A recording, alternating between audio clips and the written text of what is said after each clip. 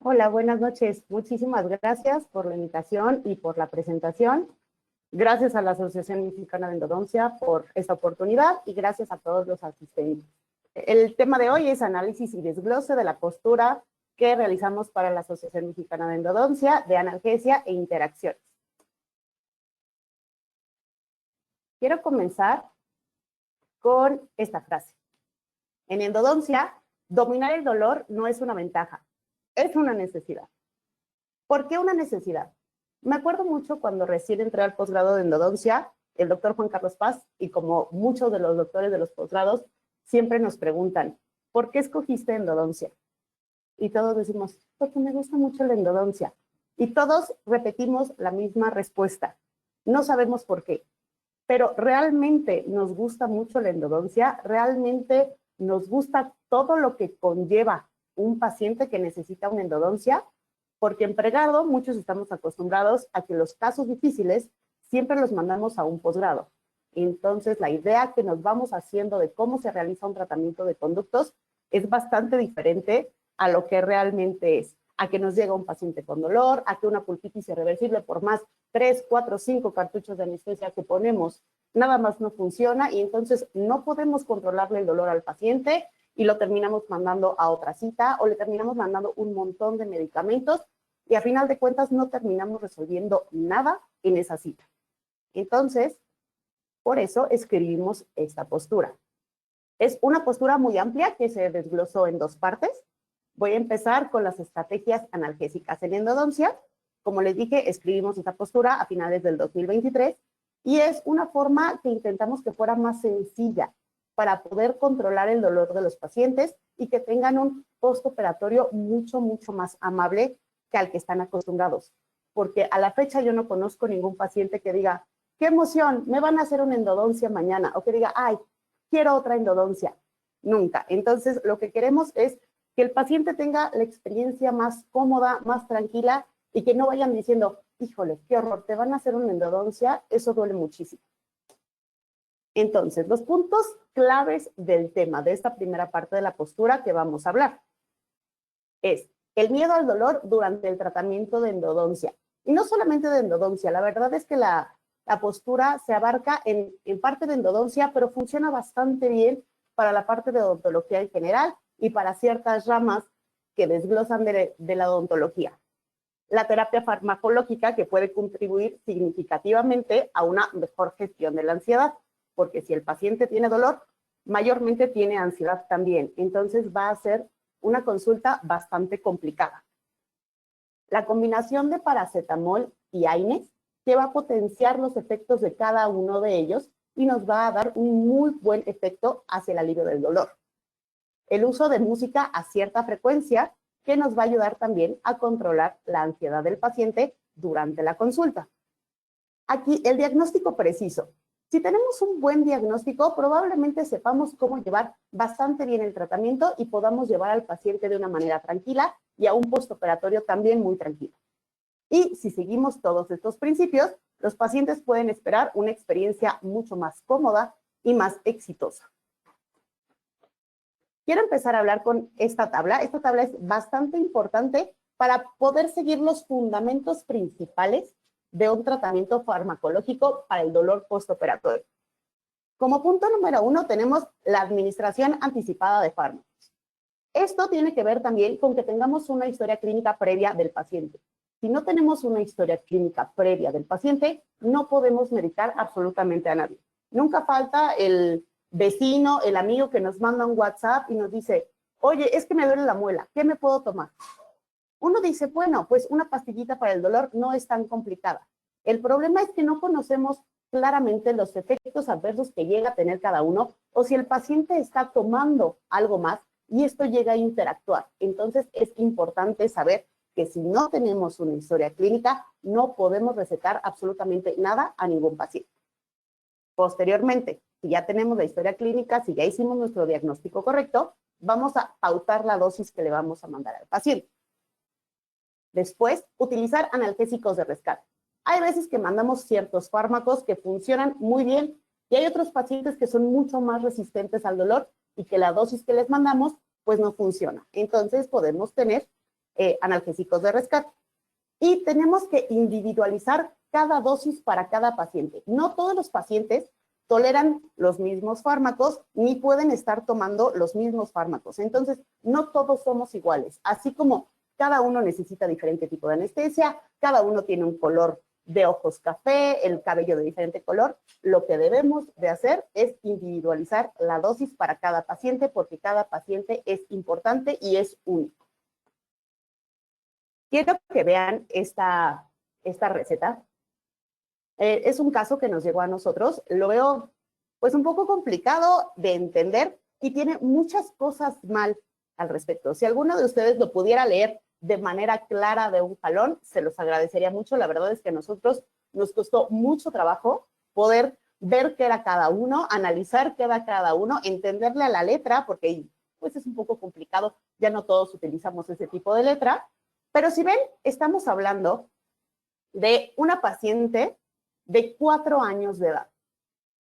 Si ven en la parte superior, el doctor que la trató es un médico cirujano y partero. ¿Qué tiene que hacer una niña de 4 años con un médico cirujano partero? Empezando por ahí. El peso de la niña, 14 kilos con 300 gramos y diagnóstico, absceso maxilar derecho. Y entonces nuestro médico cirujano partero ya la hizo de dentista y ya nos diagnosticó a la paciente. Y además, no solamente la diagnosticó y le mandó una receta, sino que la sobredosificó. Porque si vemos, tenemos 6 fármacos para una niña de 4 años. Más adelante voy a empezar a desglosar esta receta, la vamos a ver con más detenimiento, pero quiero que se la queden en mente y quiero que la vean, que la analicen 2 segundos y ustedes en su cabeza piensen todo lo que está mal en esta receta. Voy a avanzar. Y bueno, Hargreaves y colaboradores en el 2003 mencionaron que hay ciertos factores que nos pueden decir que va a haber un dolor postoperatorio. Estos se llaman predictores del dolor. Hay unos que son más destacados que otros. Por ejemplo, el nocebo hiperalgésico. El nocebo hiperalgésico es el miedo que tiene un paciente al médico o al doctor o al dolor dental. Todo lo que tenga que ver con el sector salud, ese es el nocebo hiperalgésico. El dolor preoperatorio. Este es el mejor predictor de todos. ¿Por qué? Porque si nuestro paciente tiene dolor, llega con muchísimo dolor, lo más claro y lo más seguro es que va a tener molestia o incomodidad transoperatoria y obviamente va a tener un dolor postoperatorio, que es lo que no queremos, porque a final de cuentas el paciente vino con nosotros a que le quitáramos el dolor y no queremos causarle más dolor. Dientes posteriores inferiores. Híjole, este sí es un tema complicado y más si no tenemos una técnica de anestesia correcta, porque a todos nos ha llegado a fallar la técnica del dentario inferior, que de repente estamos muy seguros que anestesiamos perfecto y de repente un cartucho y el paciente, no, doctor, no se me duerme nada. 2 cartuchos y no se duerme nada. Y de repente ves al paciente con el labio todo caído, que ya ni siquiera te puede pronunciar nada, con la lengua toda dormida, pero tocas ese diente y el paciente brinca. Tocas cualquier otro diente y el paciente dice, no siento nada. Entonces, dientes posteriores inferiores casi siempre son una complicación en cuanto a anestesia si no tenemos una buena técnica anestésica. Y además, pues porque siempre decimos, híjole, es un inferior, está bien complicado. No es lo mismo un inferior anterior que un inferior posterior. Y luego si tenemos pacientes que vienen con ansiedad o que tienen una apertura limitada, pues desde ahí nosotros mismos venimos así como con la idea de, híjole, va a estar mucho más complicado. Tenemos a las mujeres. Las mujeres tenemos mucho más receptores que opioides. Estos son los que traducen el dolor en el cuerpo. Y además, si le sumamos todos los factores hormonales, que es el día de la menstruación, o mujeres gestantes, o mujeres que están en la peri o en la menopausia, pues bueno, eso se vuelve un desastre. Entonces, hay días que son mucho más complicados que otros. Igual, edad, mujeres de más de 40 años de edad, justamente como mencioné, por los factores hormonales. Antecedentes de alergia, que incluyen hipersensibilidad al polen, al polvo, a las sulfas y a los alimentos. ¿Esto por qué? Porque hay una gran presencia de histamina constante. Entonces, esa histamina va a estar ahí presente todo el tiempo y nos va a dificultar el control de dolor. Esto en cuanto a los predictores. Pero en cuanto a los tratamientos, por ejemplo, realizar retratamientos endodóncicos en piezas dentales que tengan un diagnóstico de periodontitis apical sintomática. Si nosotros acabamos este retratamiento en una sola sesión, los pacientes han reportado 10 veces más dolor que si se realiza en 2 o más sesiones. Entonces, no por querer acabar rápido una endodoncia, un retratamiento, lo hagamos mal o le vayamos a causar algún problema al paciente. Entonces, sabemos que si es un retratamiento con periodontitis apical sintomática, pues vamos a tener que manejar mejor nuestros fármacos para un mejor postoperatorio. Y personas pelirrojas. Este es un tema bien controversial porque casi no hay pelirrojos en México. Sin embargo, pues entre la migración y entre que de repente nos toca un paciente que está de vacaciones, etc., nos ha llegado un paciente pelirrojo. Y los pacientes pelirrojos son un tema que se cuece aparte de todos los que somos mestizos. ¿Por qué? Porque tienen una mutación genética en el gen de la melanocortina, que es el MC1R. Este gen es el responsable de darles ese color tan característico de cabello. Y entonces, lo que pasa es que estos pacientes tienen una experiencia del dolor mucho más intensa. Y entonces, tenemos la necesidad de mandar más anestésicos y más analgésicos para tener un buen control del dolor. Además de que estos pacientes son resistentes a la lidocaína. Entonces, si los anestesiamos con lidocaína, va a pasar sin pena ni gloria en su sistema y nada más vamos a estar gastando cartuchos a lo menso y poniéndole mucha anestesia a los pacientes y no va a hacer absolutamente nada. Ellos son un tema aparte, pero sí debemos de saber que son pacientes que experimentan mucho más dolor. Vamos a recordar el mecanismo de acción de los AINES que utilizamos en consulta. Tenemos los AINES no selectivos, que actúan a nivel de la inhibición de la enzima ciclooxigenasa, la famosísima COX. Tenemos los AINES selectivos, que son los que actúan en la inhibición de la enzima ciclooxigenasa 2. Estos son los que acaban en COXI y que son carísimos, súper funcionales, pero son mucho más caros que los AINES no selectivos. Y tenemos el famosísimo paracetamol, que actúa a nivel de la inhibición de las hidroperoxidasas. También hay un tema que habla de que inhibe COX-3, sí, pero todo esto es parte de la inhibición de las hidroperoxidasas. En esta imagen dice analgesia y en el recuadro superior derecho viene en rojo y muy marcado. Los AINES no se utilizan más de 5 días. Y aquí estoy hablando exclusivamente de odontología. Ya si tenemos algún otro tipo de problema, pues bueno, se mandan por mucho más tiempo.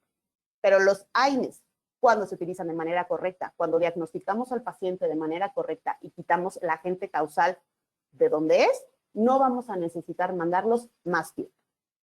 En primer lugar, tenemos nuestro estándar de oro, el ibuprofeno. ¿Cuántos no tenemos las recetas típicas para controlar una infección o un dolor de ibuprofeno 400 y clindamicina de 300? Casi que nos los enseñan así, como receta de cocina a todos. Pero no, el ibuprofeno es el estándar de oro, sí lo es.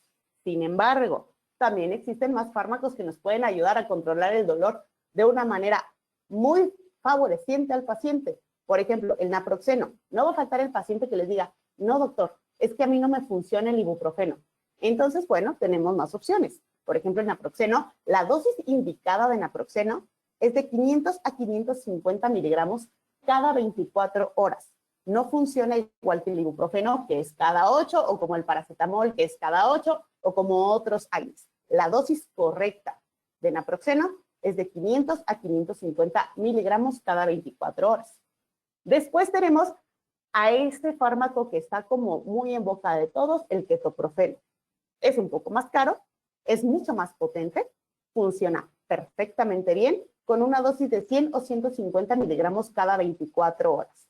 El ketoprofeno, a diferencia de los otros fármacos, pues ha reportado que tiene más efectos secundarios en ciertos pacientes que los otros fármacos. Entonces, pues hay que tomar en consideración estos efectos secundarios. Ahora, si el paciente no puede tomar AINES porque hay pacientes que son alérgicos a los AINES, Y hay que recordar que si un paciente es alérgico a un AINE, probablemente sea alérgico a todos los demás. Entonces, si nos dice soy alérgico a los AINES, no hay por qué comprometer ni nuestro trabajo ni la vida del paciente y nos vamos directamente a un paracetamol. El paracetamol, la dosis correcta es 650 miligramos a 1 gramo cada 8 horas. La dosis de 500 miligramos que conocemos, donde vemos el Tempra, que la conseguimos en la farmacia y que es la más fácil, esa es meramente antipirética, es para fiebre. Si queremos que esto empiece a actuar de una manera analgésica correcta, es a partir de 650 miligramos. Y también tenemos la dexametasona, este glucocorticoide tan socorrido por los maxilofaciales, que siempre mandan después de una extracción para evitar una inflamación masiva. La dosis correcta es de 0.11 miligramos sobre kilogramo y la mandamos como una dosis única. En la parte de abajo dice evitar ketorolaco y diclofenaco. Yo sé que muchos me van a decir, ¿cómo? Si es lo que siempre mando, es lo que se toman los pacientes, es lo más común, es lo único que me funciona a mí. Voy a hablar de esto un poco más adelante, pero evitar en manera de lo posible mandar ketorolaco o diclofenaco a los pacientes. Les voy a mostrar ciertas estrategias para controlar el dolor en pacientes que no sean alérgicos a los AINES y que no tengan contraindicaciones para la dexametasona. Recordando que los AINES se mandan como un máximo de 5 días después de eliminar la causa del dolor. Para dolor leve podemos mandar ibuprofeno de 400 miligramos cada 8 horas. Para dolor moderado podemos utilizar ibuprofeno de 400 miligramos, además de paracetamol de 650 miligramos o 1 gramo cada 8 horas. Y si el dolor es severo, lo que podemos hacer es mandar dexametasona, 0.11 miligramos sobre kilogramo, además de 650 miligramos o 1 gramo de paracetamol. Y posteriormente, después de esta dosis única, ya que pasen esas 24 horas, seguimos con ibuprofeno de 400 miligramos y el paracetamol de 650 a 1 gramo cada 8 horas. Ahora, es importante recordar ciertos puntos. El ibuprofeno tiene una dosis máxima de 1.200 miligramos al día. La farmacología tiene un cambio constante y eso debemos de saberlo, así como todo. Muchos estudios marcaban que la dosis máxima de ibuprofeno al día eran 2.400 miligramos. Sin embargo, los estudios más recientes muestran que la dosis máxima para evitar cualquier tipo de cardiotoxicidad es de 1.200 miligramos al día. Por otra parte, tenemos el paracetamol. El paracetamol es muy bueno y es muy funcional y tal vez muchos de ustedes se acuerden de los memes que estuvieron en Facebook hace unos 3, 4 años que decían, fui al IMSS y me mandaron para mi apendicitis un paracetamol. Sí, el paracetamol no lo debemos menospreciar. La verdad es que el paracetamol es muy efectivo y muy funcional si es usado correctamente. Pero si excedemos las dosis, ahí hay un problema. La dosis tóxica de paracetamol es algo muy serio a nivel hepático y de riñón. Entonces, la dosis máxima de paracetamol al día es de 4 gramos. Esto hablando de un paciente adulto. Si nuestro paciente pasa de 50 años, debemos de reducir esta dosis a 3 gramos al día como máximo. Y la dexametasona es solamente una dosis, como mencioné, y está completamente contraindicado en pacientes con diabetes, pacientes con glaucoma, infecciones virales y oculares y colitis ulcerativa. La estrategia para pacientes alérgicos a los AINES y que no tengan contraindicaciones para la dexametasona, si ven el dolor leve y el dolor moderado, son absolutamente iguales. Acetaminofén, que es el otro nombre del paracetamol, por si en algún momento van a Estados Unidos y ven acetaminofén, no se apaniquen, es paracetamol, es absolutamente lo mismo, es su otro nombre. 650 miligramos a 1 gramo cada 8 horas. Y si tenemos dolor severo, utilizamos la dosis de dexametasona de 0.11 miligramos sobre kilogramo, más paracetamol 650 miligramos o 1 gramo, y al día siguiente seguimos con nuestra dosis de 650 miligramos o 1 gramo cada 8 horas. Ventajas de combinar paracetamol e ibuprofeno.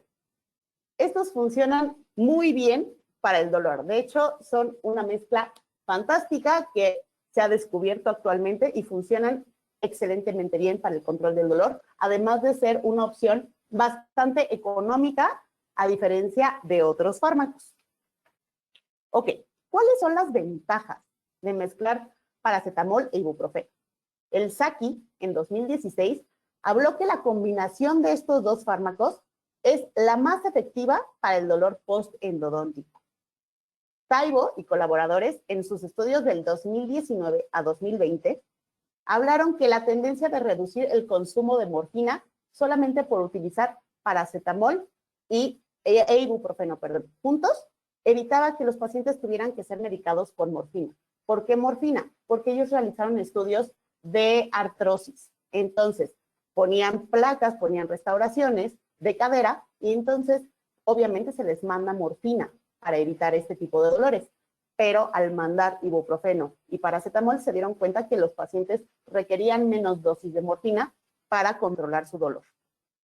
Además, la combinación de estos dos fármacos nos permite abordar el dolor desde múltiples ángulos. Acuérdense que tenemos uno en COX-1 y otro en COX-3, entre comillas, o las hidroperoxidases. También la posibilidad de reducir la dosis total de cada medicamento. Voy a hablar un poquito de eso más adelante, pero podemos jugar un poquito con las dosis de estos fármacos. Y como les dije, esto puede disminuir el uso de opioides como la morfina. La Liga de Oxford. La Liga de Oxford es una tabla que ha sido desarrollada para hacer pruebas del dolor y el tipo de alivio que causan, hacen como unos parámetros. Y entonces los resultados que se muestran en la combinación de paracetamol e ibuprofeno es muy efectiva para el control del dolor agudo. Vamos a analizar una de estas tablas. La tabla que tengo a mano izquierda es la misma que tengo a mano derecha, pero está amplificada. Entonces, los fármacos que están más cerca del número 1 en la tabla son los mejores. Los que están más alejados son buenos, pero no tan buenos, vamos a ponerlo así. Entonces, si vemos quién está encabezando esta tabla, es el ibuprofeno y el paracetamol. Y si vemos, tiene una dosis de 400 miligramos con 1 gramo de paracetamol. Posteriormente, como les decía, de reducir la dosis, en segundo lugar tenemos ibuprofeno más paracetamol, pero con una dosis a la mitad, 200 miligramos de paracetamol y de ibuprofeno y 500 miligramos de paracetamol. También abajo tenemos el etoricoxib. Este selectivo de COX-2 es buenísimo, funciona de una manera muy correcta, sin embargo, es mucho, mucho más caro que otros fármacos. Para que un fármaco en México funcione de una manera correcta, quiero hablar de medicamentos de patente y genéricos y similares de una manera muy, muy breve. Los medicamentos de patente son los que fabrica el laboratorio y que han demostrado que tiene el 100% de eficacia y que son mucho más caros porque obviamente ese laboratorio se echó toda la chamba de investigar cómo funcionaba, todas las pruebas en pacientes, en laboratorios, en animales, etc. Para que un fármaco sea genérico intercambiable ante COFEPRIS, debe de marcar que tiene mínimo el 85% de efectividad. No va a llegar al 100%, pero tiene que tener ese 85%. Y bueno, los similares, pues la verdad es que esos no cumplen con ningún estándar. La verdad es que si los podemos evitar, mejor, porque ni siquiera llegan a cumplir a veces el 50% de efectividad. Entonces, los similares pasan para un lado. Sin embargo, hablando de etoricoxib o cualquier selectivo de COX-2, el genérico, al menos este específicamente, está entre 1,200 y 1,400 pesos.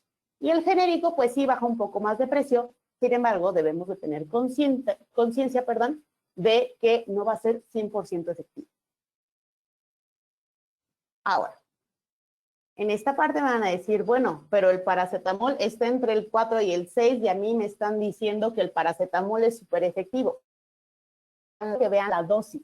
Tenemos una dosis de 600 a 650, recordando que la dosis correcta para empezar un efecto analgésico es de 650. Entonces, habría que analizar, pues obviamente con una dosis mucho más alta, cómo funciona el paracetamol. Ahora, aquí, ¿cómo lo vemos? Vamos a ponerlo de una manera clara. Imagínense que tenemos 2 pacientes y entonces estos 2 pacientes reciben el fármaco. Uno de estos 2 le funcionó perfectamente el fármaco y se aliviaron sus síntomas y su dolor agudo. Y al otro no le funcionó. Si digo 1 de 2, ustedes me van a decir, pues bueno, fue la mitad, pues no es para tanto, no, ¿por qué tanta emoción? Pero si ponemos cantidades mucho más grandes, por ejemplo, de millones de pacientes, pues obviamente la mitad de nuestra población va a tener un alivio. Obviamente existen muchos más fármacos que pueden ayudar al alivio de los pacientes. Entonces, esta cantidad tan amplia se llama impacto clínico. Este impacto clínico es importante para el tratamiento de cada paciente. Vamos a pasar a la segunda parte de esta postura, que es la interacción de los analgésicos con otros fármacos. Los puntos clave del tema. La preocupación sobre la seguridad de los analgésicos como ketorolaco, diclofenaco y el ibuprofeno en dosis superiores a 1200 miligramos. La creencia que el mezclar dos AINES va a potenciar el efecto. Que manden ustedes, por ejemplo, ketorolaco e ibuprofeno, que eso es muy común, no va a potenciar el efecto. Además, recordar que estos fármacos no deben de tomarse más de 5 días y que debemos de seguir las dosis adecuadas y recomendadas para no llegar a caer en una dosis tóxica. Regresamos a esta receta. Como les dije, la van a ver unas cuantas veces más en la presentación. Vean la cantidad de fármacos, piensen en el peso de la paciente y vean el punto número 3, dexametasona. Solución de 8 miligramos a una paciente de 14 kilos con 300 gramos. Si alguien hace el cálculo, esto nos da a 1.54 miligramos. ¿Qué tiene que hacer una ampolleta de 8 miligramos en mi paciente de 14 kilos?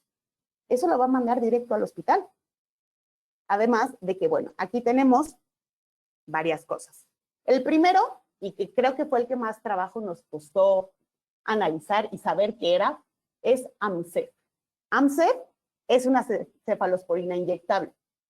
¿Por qué está mal empezando por ahí? Porque en una receta no debemos de poner el nombre comercial de ningún fármaco. Los requerimientos de COFEPRIS piden que los fármacos se pongan de forma genérica para evitar cualquier conflicto de interés con farmacéuticas. Después tenemos el metamizol, que es una pirazolona. No voy a meterme en nombres de grupos ahorita, pero es para el manejo del dolor. Un poquito más adelante vamos a hablar bien clarito del metamizol. La dexametasona, como ya mencioné, 8 miligramos, un exceso para la pobre niña. Este es un glucocorticoide y pues bueno, no tendría nada que hacer aquí. Una dicloxa. La dicloxa es una penicilina. Y entonces si ya tenemos una cefalosporina y luego una penicilina, y pues ¿qué estamos tratando de quitarle al paciente? Y dudo mucho además que el médico cirujano partero haya drenado ese absceso de la paciente. Entonces, si no quitamos el agente causal, los fármacos no hacen magia. Después tenemos otro medicamento que es nombre comercial, que se llama Brunadol. El Brunadol es paracetamol con naproxeno, que a mi gusto probablemente este hubiera sido el único necesario en la receta de la pobre chamaquita, pero bueno, esa es otra cosa. Y en el último tenemos un enjuague bucal, que es un AINE tópico. Entonces tenemos 3 antiinflamatorios, bueno, además del enjuague 4 y 2 antimicrobianos. Tampoco se trata de sobremedicar a los pacientes. Tenemos que hacer un diagnóstico correcto. Entonces, aquí, justamente en la parte de interacción de los analgésicos, dice, incluso pueden requerir hospitalización o causar la muerte.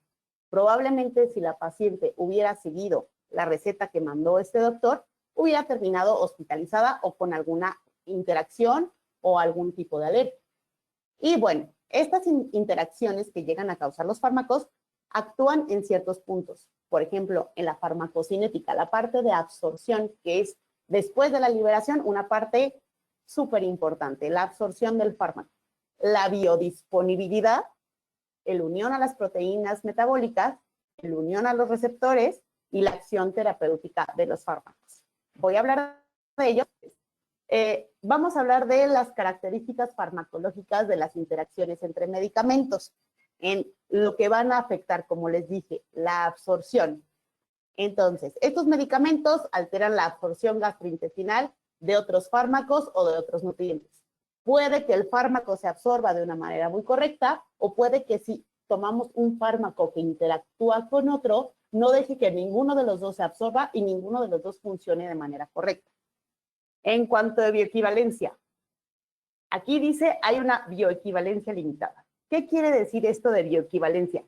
Ningún fármaco a nivel molecular es igual el uno del otro. Hay unos que trabajan a favor, como el paracetamol y el ibuprofeno, que es de lo que hemos estado hablando, y hay otros que trabajan en contra. Por ejemplo, el tramadol y los medicamentos para evitar el vómito. Entonces, estos van a interactuar y no van a funcionar de ninguna manera. El índice terapéutico. Aquí es una parte muy estrecha de cada fármaco. Es el riesgo de alcanzar una dosis terapéutica, lo que nos va a funcionar de manera correcta, con un nivel tóxico en sangre. Entonces, debemos de conocer los índices terapéuticos de cada uno. Les adelanto, digo, esta plática no tiene nada que ver con antimicrobianos, pero la clindamicina de 300 miligramos que mandan cada 8 horas, pues no funciona, porque el índice terapéutico de la clindamicina es de cada 6. Entonces, nada más para que lo tengan en mente y les haga un poquito de revuelo en la cabeza. En cuanto a metabolismo, aquí vamos a hablar del famosísimo citocromo P450. Aquí es que el fármaco va a empezar a competir por llegar a estos receptores, a estas enzimas. Las enzimas hay que recordar que son las partes del metabolismo que toman una molécula muy grande y la empiezan a sacar en pedacitos pequeños para que el fármaco pueda ser metabolizado de manera correcta. Entonces, si tenemos bloqueados estos receptores, pues no se va a poder metabolizar ninguno de los dos fármacos o de los tres o de los que estemos tomando. La unión a receptores. Igual aquí es el cómo llegan a las células que tienen que atacar, a las células diana. Y entonces, como ejemplo, les quiero poner algo que es muy clásico. Si tienen pacientes del Seguro Social, del ISSSTE, o casi todos hemos tenido pacientes con diabetes. Todos los antidiabéticos que empiezan con GLI, por ejemplo, la glibenclamida, interactúan con los AINES. Entonces, podemos tener una crisis diabética en el paciente, porque ni nos va a funcionar el antidiabético, ni nos va a funcionar el AINE. Entonces, cuando tenemos este tipo de antidiabéticos que empiezan con GLI, pues podemos tener otras opciones como el meloxicam o el paracetamol. Y bueno, la velocidad a receptores. Aquí es un punto bien importante porque los AINES son ácidos. Entonces necesitamos tener cierto tipo de acidez o cierto tipo de alcalinidad según cada fármaco para que esto pueda ser excretado por la orina. Entonces, aquí, si se modifica el pH urinario, puede aumentar la excreción de ciertos fármacos. Por ejemplo, si tenemos un pH alcalino, facilita la eliminación de fármacos que son débilmente ácidos. Y si tenemos un pH ácido, los fármacos débilmente básicos. La dosis tóxica. Aquí no hay una dosis específica. Aquí hablamos, si vemos en la parte que está subrayado como en rojo naranja, dice, ocurre cuando se ha ingerido 5 o 10 veces la dosis terapéutica. Eso es un parámetro que tenemos en farmacología, pero no es específicamente de 5 y ya es una dosis tóxica. Puede ser 6, pueden ser 7, 8 o 9 o 10, pero en alguno de esos rangos vamos a llegar a una dosis tóxica. Y entonces tenemos que en México el metamizol, si recuerdan en la receta, el número 2, es el fármaco que más ha mostrado reacciones adversas en la población mexicana. Como ven, aquí está nuestro número 2 que vamos a mandar por 2 días. En México hay un problema de automedicación bien grande. Y no solamente en México, a nivel mundial. No voy a decir que solamente en México hacemos ciertas cosas porque no es así. Es un problema de salud pública a nivel mundial. Sin embargo, pues obviamente yo tengo que hablar en donde vivo. Y entonces, lo que tenemos que hacer es realmente asistir a un médico que sepa, porque no falta el que, ay, es que a mi abuelita también le dolía la muela y entonces fue con el doctor fulano y le recetó tal. Tómatelo tú. Y ahí va uno a ser muy educado y seguir lo que nos manda, lo que le mandaron a la abuelita de la vecina. Y ni sabemos si nos funciona, si no nos funciona, si va a actuar o no va a actuar. Y entonces, los AINES que están reportados ante el Centro Nacional de Farmacovigilancia en la población mexicana que tienen más efectos adversos son el metamizol, que está como número 1, el ketorolaco, como se los mencioné hace rato, el diclofenaco y el paracetamol. Y aquí me van a decir, bueno, pero si el paracetamol me están diciendo que lo tenemos que tomar, aquí estamos hablando de dosis adecuadas. Esta diapositiva se la quiero agradecer al doctor César Omar. Me la prestó justamente para hablar de los riesgos atribuidos a analgésicos consumidos por la población mexicana. Si ven, solamente vamos a hablar de AINES en la tabla que estamos viendo del lado derecho. Vamos a hablar del aparato o sistema que va a afectar y los signos y síntomas que llegamos a tener. Entonces, a nivel gastrointestinal, náuseas, vómitos, dolor abdominal, hemorragia digestiva y síndrome de Reye. En problemas renales, fallo renal agudo, nefritis tubulointersticial, necrosis papilar o síndrome de Reye.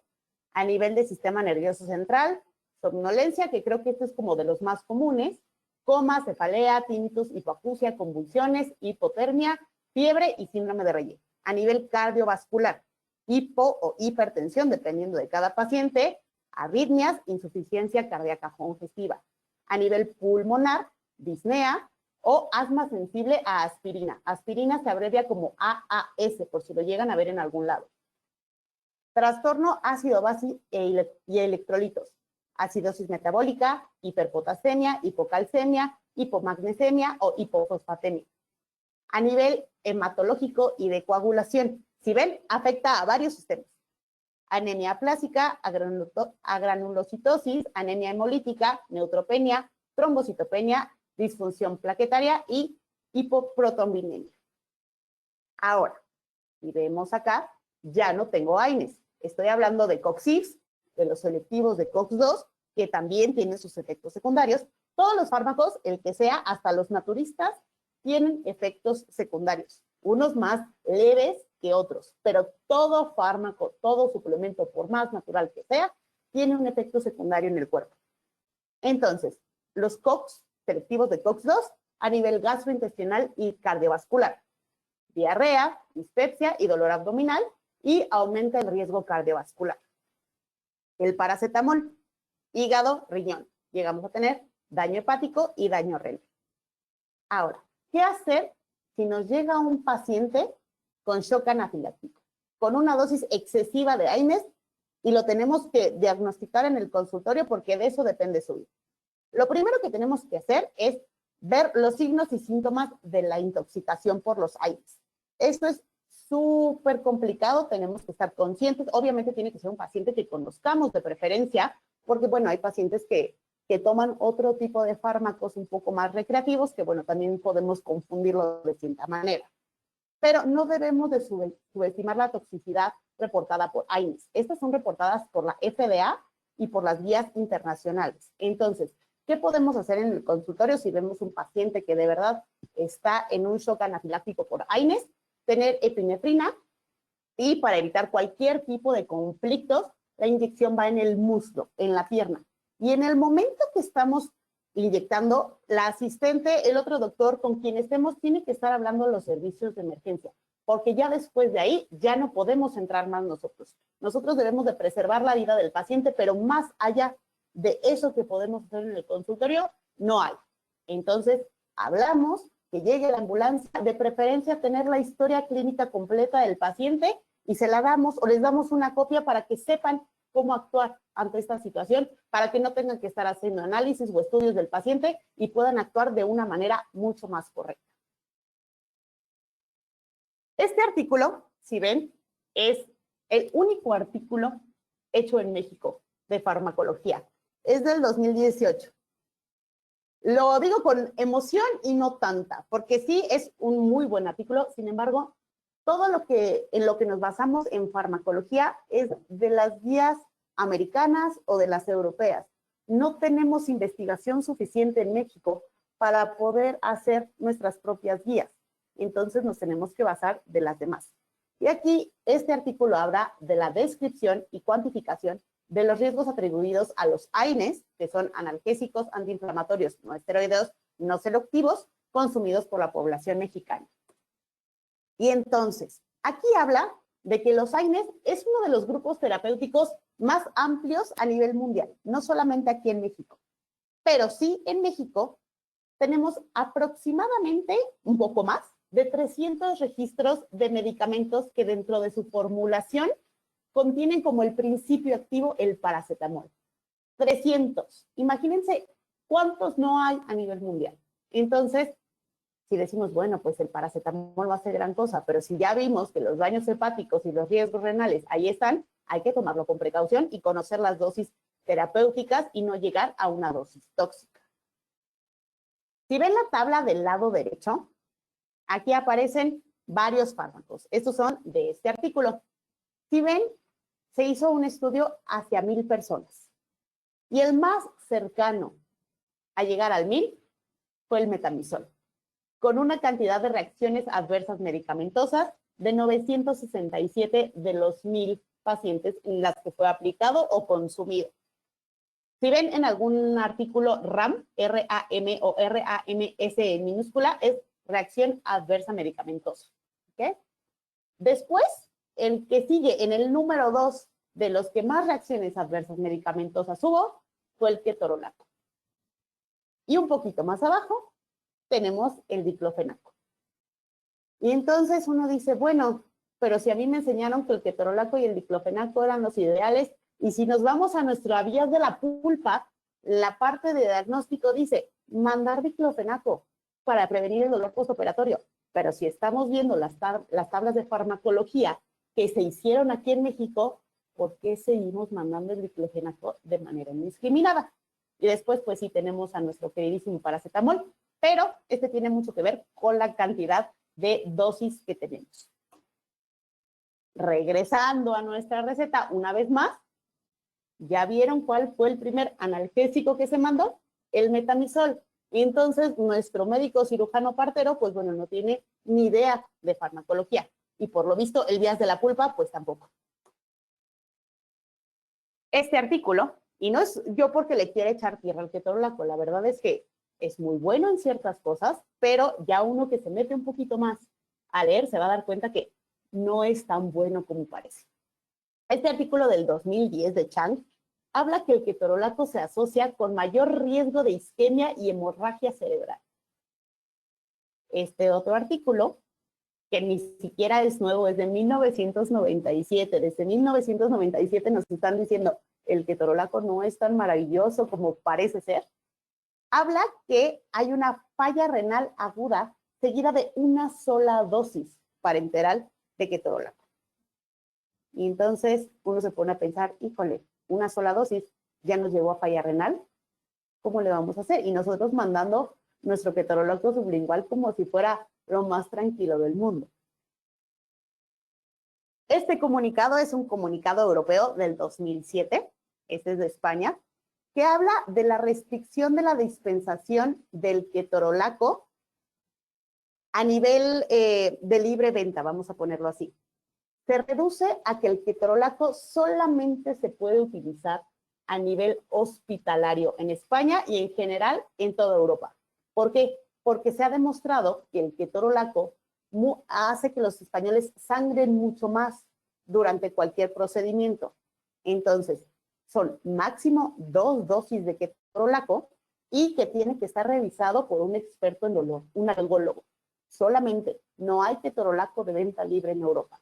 Entonces, si en Europa ya está prohibida su venta libre, ¿por qué en México lo seguimos usando de manera indiscriminada?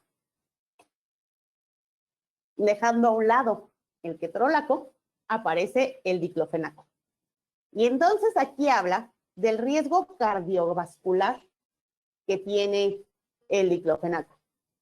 Aquí habla de el espectro y la magnitud de los problemas cardiovasculares que llega a tener el paciente. Y en conclusiones pone que el diclofenaco no debería de estar disponible de venta libre o con esa famosa frase over the counter, que no lo podemos conseguir de manera nada más llegar a pedirlo.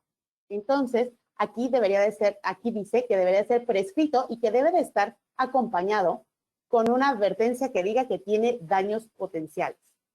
También el artículo no deja pasar que los estudios posteriores con ibuprofeno debe de ser de una dosis de igual o menor a 1.200 miligramos y el naproxeno de una dosis igual o menor a 500 miligramos al día. Como recordamos, lo dije al principio, la dosis ideal del naproxeno es de 500 a 550 miligramos al día.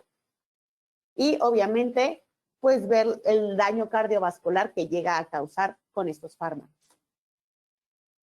Ahora, las recomendaciones para evitar interacciones. Consultar a un profesional de la salud. El profesional de la salud, les digo, aquí somos nosotros. Entonces, hay que investigar, hay que leer, hay que informarnos acerca de los fármacos para saber con qué interactúan y no solamente estarlo mandando de una manera indiscriminada o sobremedicar al paciente. Los pacientes deben informar sobre todos los medicamentos y suplementos que consumen.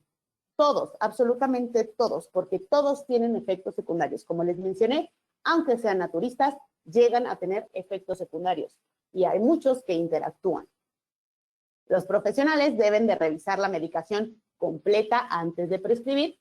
No se preocupen, no se tienen que aprender todos los fármacos, son muchísimos, hay pacientes con diabetes, con hipertensión, etc., etc., etc., pero tenemos el PLM, tenemos el Vademecum, tenemos varias aplicaciones que nos pueden ayudar a buscar de una manera relativamente rápida con qué interactúa cada uno y curarnos un poquito en salud y evitar que el paciente llegue a tener un poco más de riesgo.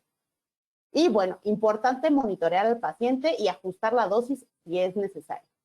Este es un tema que se llama farmacovigilancia, algo que nunca nos enseñan en la escuela y que siempre en el sector salud está delegado únicamente a los hospitales.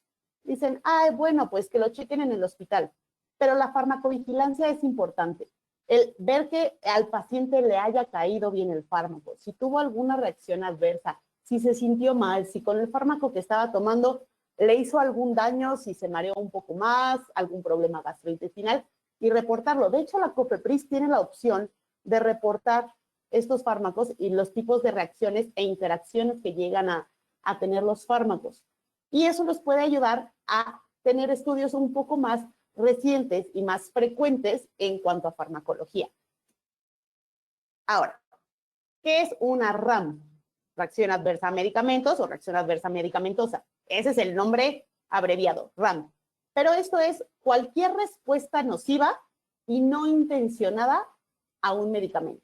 Creo que ninguno de nosotros le queremos hacer daño a los pacientes. Entonces, bueno, las RAMs ocurren, existen, pero debemos de tener presente que podemos evitarlas de ciertas formas. Si ven, esta diapositiva dice, las RAMs más frecuentes en pacientes hospitalizados, porque como les dije, siempre dejamos que la farmacovigilancia la haga el hospital. ¿Por qué? Porque tienen casos más complicados, porque son pacientes que son polifarmacia, o sea, que toman muchos fármacos, que tienen un sistema inmune comprometido. Pero no es meramente de un hospital la responsabilidad de hacer farmacovigilancia. Si nosotros podemos pues poner nuestro granito de arena, estaría excelente. Entonces, ¿cuándo se llegan a presentar? Más en pacientes de edad avanzada, porque sabemos que tienen un sistema inmune un poco más comprometido y son los que tienen más predisposición, vamos a poner, de tener diabetes, hipertensión y otro tipo de enfermedades crónicas, como hemorragias digestivas, alteraciones de la presión arterial, insuficiencia renal, hipoglucemia, bradicardia, somnolencia, confusión, en la cantidad de veces que sus pacientes van al baño, problemas hematológicos y reacciones alérgicas. Sin embargo, los pacientes ambulatorios, los que nosotros vemos en el consultorio, que son los que nos interesan en este punto, pues también tienen reacciones adversas medicamentosas. Las más comunes, y obviamente son un poco más leves, son erupciones cutáneas, náuseas, vómitos, edemas periféricos, mareos y dolores musculares. Y estos se presentan más en ancianos y en mujeres. Esta es una tabla que habla de la clasificación de las RAMs. Si ven, viene de A, B, C, D, E y el nombre viene como bastante relacionado al tipo de letra con la que empieza. Entonces, el tipo A es una respuesta aumentada, el tipo B es una respuesta bizarra, el tipo C es una crónica, el tipo D, pues si la traducimos no va a quedar como D, pero es retrasada, y el tipo E es al final del tratamiento. Y entonces, las más comunes que nosotros llegamos a tener como pacientes ambulatorios es tipo A. que dependen del mecanismo de acción del fármaco, por eso vimos mecanismo de acción al principio de la plática, que son dosis dependientes, entonces si la dosis no es correcta, pues vamos a tener más reacciones adversas. Son más predecibles, son frecuentes, pero tienen una baja mortalidad. Y si nos vamos a los ejemplos, aquí tenemos úlcera gastrointestinal por AINES. Ahí lo tenemos muy claro. Pero si nos vamos a la parte B, a las bizarras, que tienen efectos colaterales, efectos secundarios, que no se relacionan al mecanismo de acción, pero además que tienen una alta tasa de mortalidad, estamos... tengo una duda. ¿Pueden ver mi pantalla? Porque me están diciendo que no se ve la pantalla. Sí, sí se ve, doctora. ¿Sí se ve? Perfecto. Gracias. Sí, sí. Ok, entonces, si nos vamos a los ejemplos del tipo B, que es la bizarra, tenemos nefritis intersticial por AINES, o sea, problema de riñón, y podemos tener también a nuestro queridísimo metamizol, que dice agranulocitosis por metamizol. Entonces, pues bueno, el metamizol pasa a un lado de nuestras dosis, no lo debemos recomendar, no lo debemos mandar a los pacientes para evitar cualquier tipo de problemas. Ahora, ¿cuáles son los pasos para una buena prescripción? Porque yo estoy hablando de, bueno, no manden esto, no manden aquello, pero pues ¿cómo le hago si yo no sé hacerlo? Y en la escuela probablemente no me lo enseñaron de manera correcta. Como paso número 1 y el más importante de todos es definir el problema del paciente, o sea, un diagnóstico correcto. Si tenemos un diagnóstico correcto, probablemente todo lo demás fluya mucho más fácil. Y entonces, quitando el agente causal, lo que nos está causando este dolor, bueno, pues vemos cuál es el objetivo de nuestra terapia, que es no tener dolor postoperatorio. El paso 3 es verificar si esos medicamentos que le vamos a mandar al paciente son óptimos para él o si tienen algún tipo de interacción con algún fármaco que toman o que son alérgicos o que no los pueden tomar por cualquier otro motivo. Posteriormente, escribimos nuestra receta y se le da la información, las instrucciones y advertencias. Y bajo advertencias no estoy diciendo que el paciente le vaya a pasar algo, sino, bueno, podemos decirle, bueno, puede tener un poco de dolor de cabeza o puede presentar diarrea, cosas de ese tipo. En cuanto a instrucciones, hay fármacos que necesitan cierta acidez en el estómago o no tener esa acidez para ser metabolizados y absorbidos de manera correcta. Entonces, mandarlo con alimentos o sin alimentos depende de cada fármaco. Ponerle, tomar X pastilla después de consumir alimentos, o tomar X pastilla con los alimentos, o tomar en ayunas. Esos son los tipos de instrucciones que son necesarias explicárselo a los pacientes o a los cuidadores de los pacientes, porque no siempre tenemos pacientes que son completamente autosuficientes. Hay pacientes que tienen cuidadores, entonces debemos de ser muy claros con esos cuidadores y explicarles cómo tienen que ser las cosas.